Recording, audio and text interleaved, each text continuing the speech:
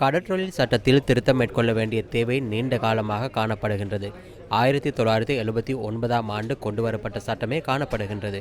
அதில் உள்ள சில பிரிவுகளில் திருத்தம் மேற்கொள்ள வேண்டியுள்ளது. எனவே அனைவரினது கருத்தினை பெற்றுக்கொண்டு சட்டமூலம் முன்மொழியப்பட்டுள்ளது. எமது இணையதளத்தில் நீண்ட காலம் மக்களின் கருத்துக்கள் பெறப்பட்டது. பரந்துபட்ட கலந்துரையாடலின் பின்னர் இந்த சட்டம் மூலம் முன்மொழியப்பட்டுள்ளது. வெளிநாட்டு மீனவ படகு சட்டத்தின் கீழ் வெளிநாட்டில் இருந்து வரும் படகுகள் தொடர்பிலான சட்ட நடவடிக்கைகள் மேற்கொள்ளப்படுகின்றன. புதிய சட்டமூலத்திலும் அதனை உள்ளடக்கியுள்ளோம்.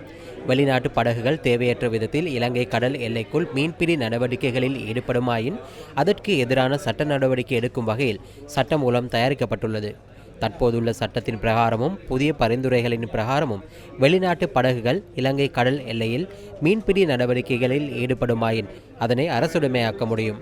அவ்வாறு 88 படகுகள் அரசுடைமையாக்கப்பட்டுள்ளன. அதனை தொடர்ந்தும் பலமாக நடைமுறைப்படுத்துவோம்.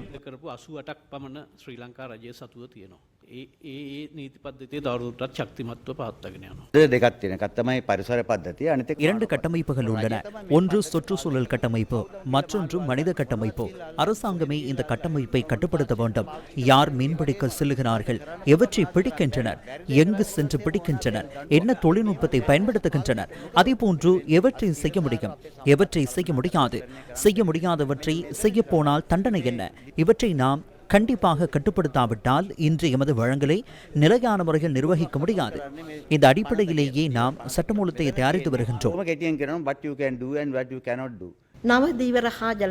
புதிய நீரியல் மற்றும் கடல் வளங்கள் சட்டம் மூலம் 12 பிரிவுகளை கொண்டுள்ளது. அனுமதி பத்திரம் வழங்கும் முறை தொடர்பில் இந்த ஆவணத்தில் மிக தெளிவாக கூறப்பட்டுள்ளது. மீன்பிடி சட்டத்தில் மீனவர் என்ற சொல்லை வரையறுக்கவில்லை. மீனவர் என்றால் யார் என்பதை தெளிவாக குறிப்பிட்டுள்ளோம். இந்த மீன்பிடி துறையால் மறைமுகமாக பாதிக்கப்படுபவர்களையும் நாங்கள் இணைத்துள்ளோம். மீன்பிடி இயந்திரத்தின் சட்ட ரீதியான தன்மை மேலும் தெளிவுபடுத்தப்பட்டுள்ளது.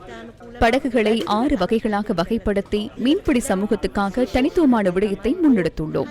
மேலும் தவறு செய்பவர்களுக்கான அபராதம் இலங்கை கடல் பகுதியில் கிடைக்கும் வருமானத்தின் அடிப்படையில் தீர்மானிக்கப்படுகின்றது.